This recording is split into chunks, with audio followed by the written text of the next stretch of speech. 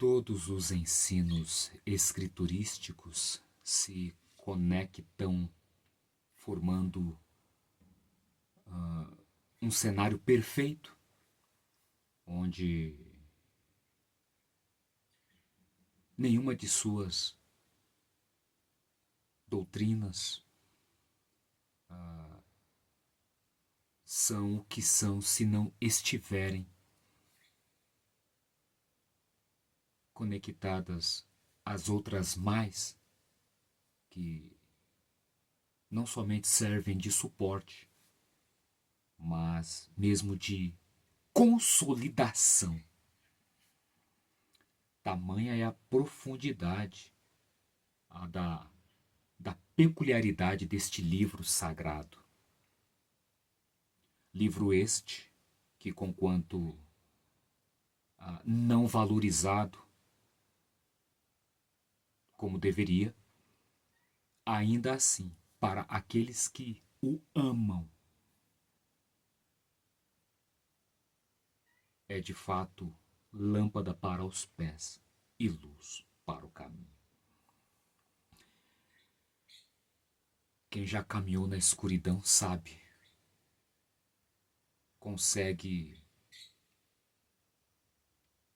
entender a importância da luz. Veja, lâmpada e luz. Não basta ser lâmpada, tem que iluminar com sua luz. Esta iluminação advém daquele elemento que é o óleo, o azeite do Espírito. Então o que acontece? Muitos têm a Bíblia na mão, mas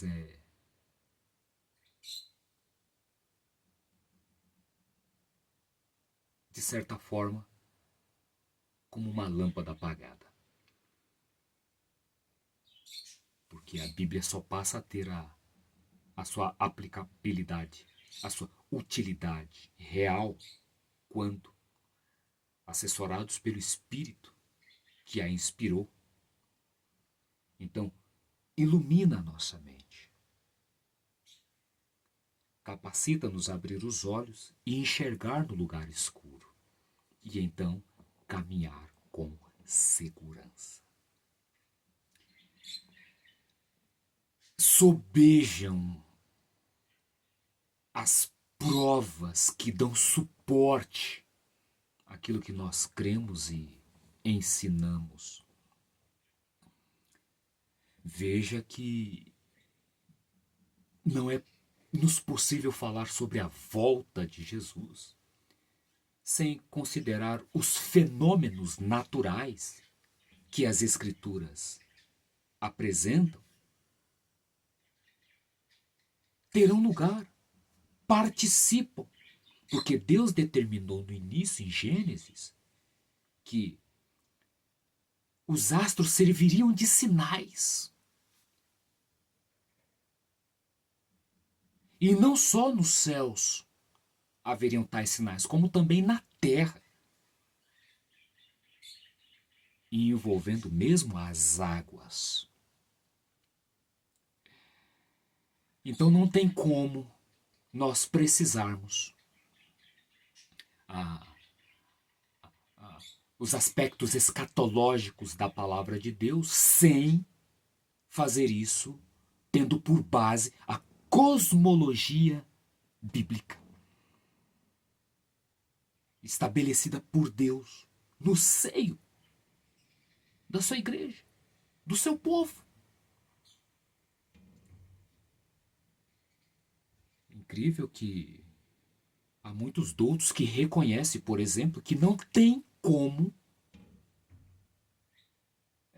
estabelecer a narrativa de um dilúvio universal à margem da cosmologia hebraica. Por aí nós já temos, não é? Eu quero apresentar algumas declarações do espírito de profecia. Há inúmeras.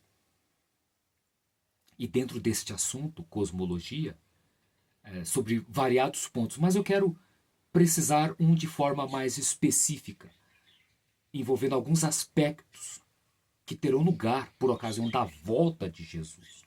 Veja, o que nós estamos pregando, nós temos amparo bíblico de sobra. E como não nos falta coragem, audácia, enfim, disposição,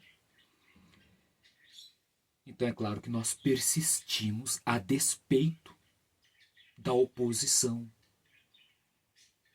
Entende?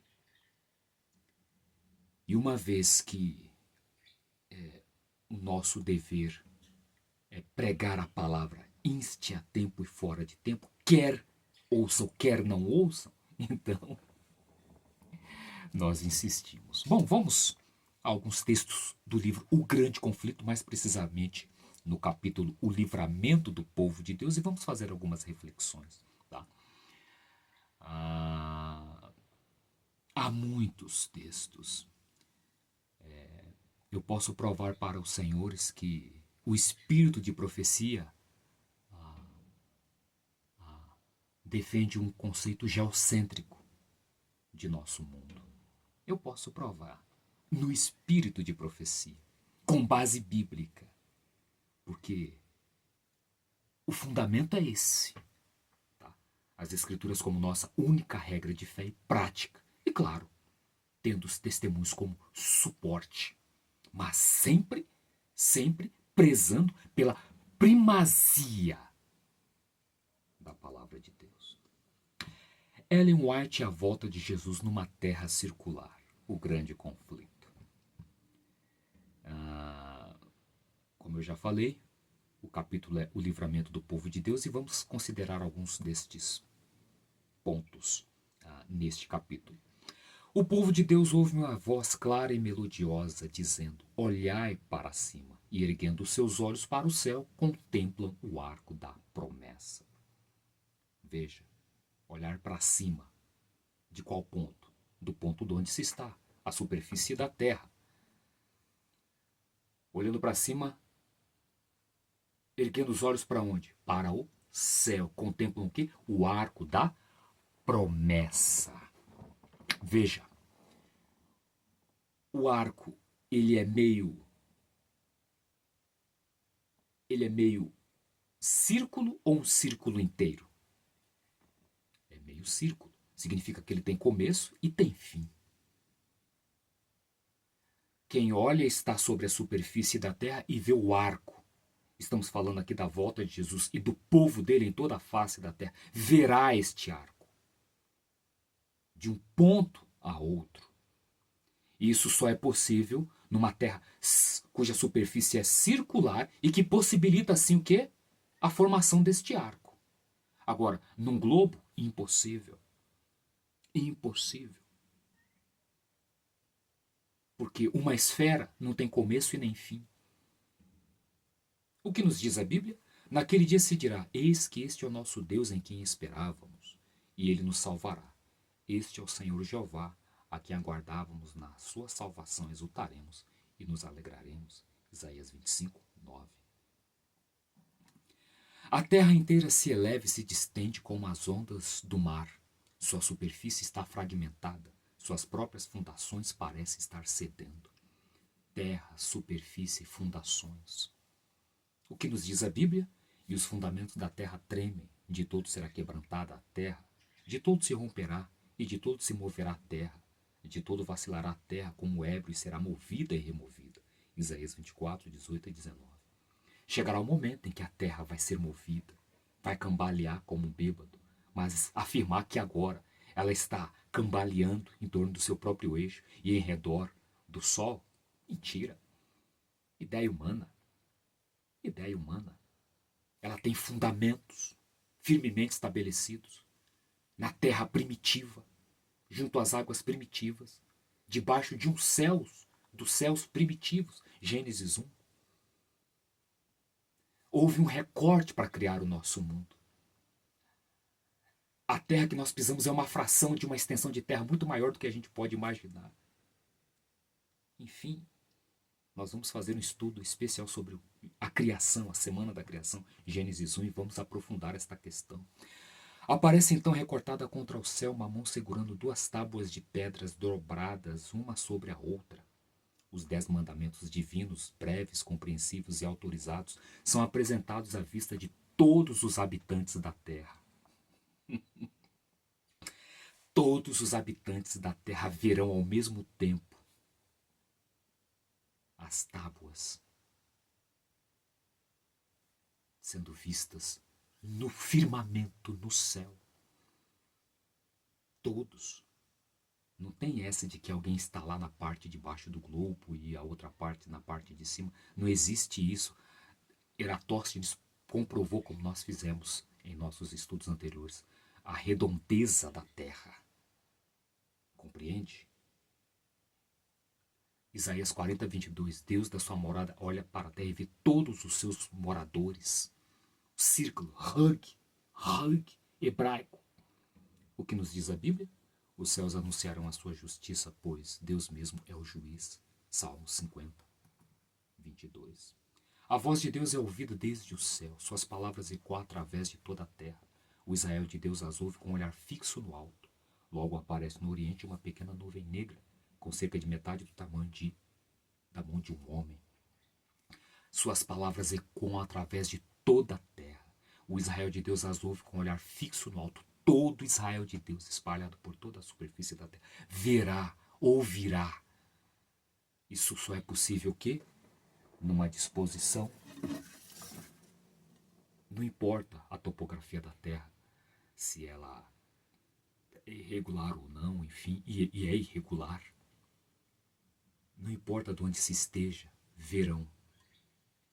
Superfície circular com um domo acima. O que nos diz a Bíblia? Eis que vem com as nuvens e todo olho verá.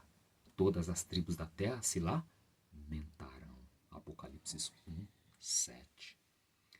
Salmo 56, tá? O texto anterior. Os anjos ajuntarão seus escolhidos desde os 4 ventos de uma a outra extremidade dos céus. A Bíblia fala de um céu que tem extremidade. Qual é a extremidade do céu? No heliocentrismo. Qual é a extremidade de uma esfera? Não existe. O que nos diz a Bíblia? E ele enviará os seus anjos e ajuntará os seus escolhidos desde os 4 ventos, da extremidade da terra até a extremidade do céu. A extremidade da terra encontra com a extremidade do céu. A terra tem um limite nos seus confins, como os céus têm um limite nas suas bases, estabelecidos na criação, quando Deus abriu o bolsão no meio das águas. Os 4 cantos, 4 ventos. Quais são os 4 ventos da terra? Norte, sul, leste, oeste. Marcos 13, 27. Mais claro do que isso, eu estou dizendo que sobeja. Estou apenas dando alguns relances, algumas pinceladas. Algumas pinceladas. A queda das estrelas, como que a menor das estrelas é 6 vezes maior do que a Terra, se o quê? Se houve uma chuva de estrelas no século XIX, mais de 1 milhão de estrelas caíram dentro de 4, 5, 6 horas no norte dos Estados Unidos. As estrelas estão no firmamento, no limite do céu da Terra e não afora.